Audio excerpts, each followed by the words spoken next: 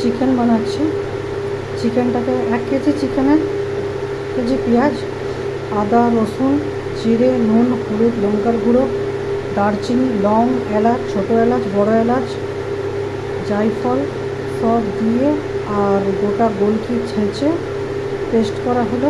কড়াইয়ে তেল দিয়ে ও ফার্স্টে চিকেনগুলোকে জল ঝরিয়ে একদম নুন, হলুদ, লঙ্কার গুঁড়ো, সরষের তেল ম্যারিনেট করে 8 ঘন্টা ভিজিয়ে রেখেছিলাম। তারপরে সব মশলা বেটে নিয়ে হলো।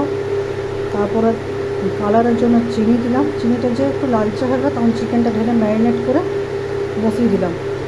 তারপর এখন চিকেনটা পুরো কষা হবে, আজকে গ্রেভি হবে না, পুরো কষা চিকেন কষা আর সাদা চালের ঝরঝরে দেরাদুন রাইসের ভাত।